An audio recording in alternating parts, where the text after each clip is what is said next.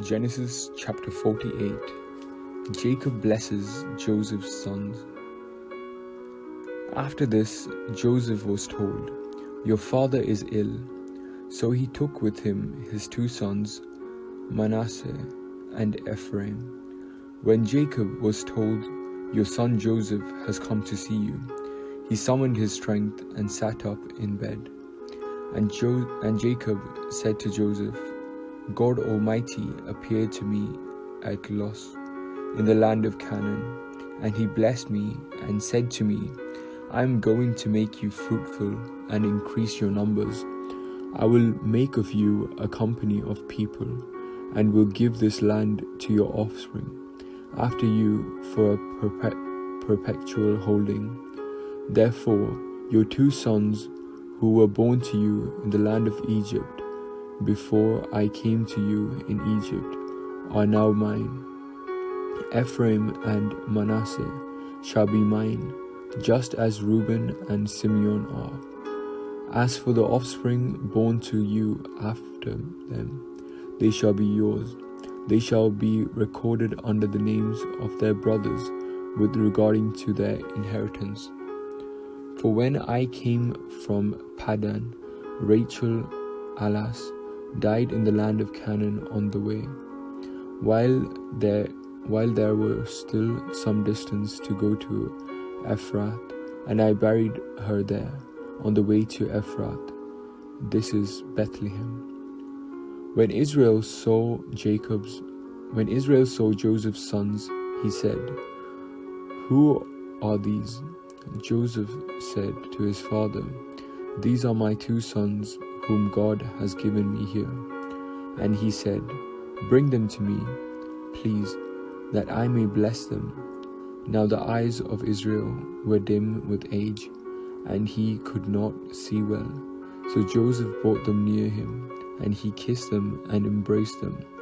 Israel said to Joseph, "I did not expect to see your face, and here God has let me see your children also."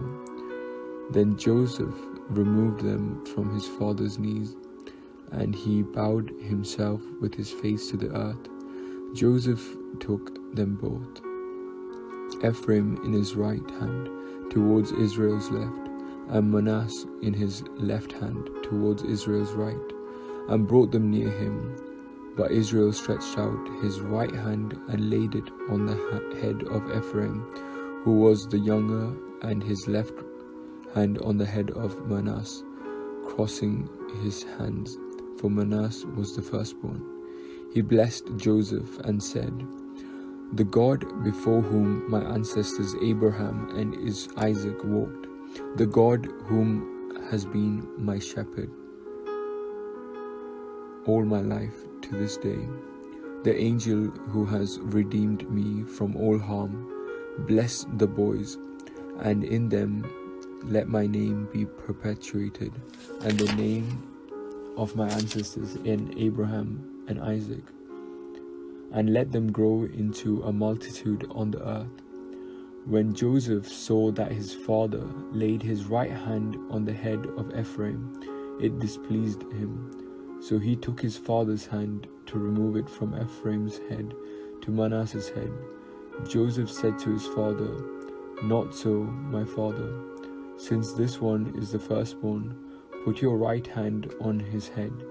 But his father refused and said, "I know, my son, I know.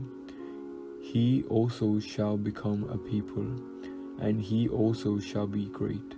Nevertheless, his younger brother shall be greater than he, and his offspring shall become a multitude of nations." So he blessed them that day, saying, "By you Israel will invoke blessings, saying, 'God make you like Ephraim and like Manasseh.'" So he put Ephraim ahead of Manasseh. Then Israel said to Joseph, "I am about to die, but God will be with you and will bring you again to the land of your ancestors.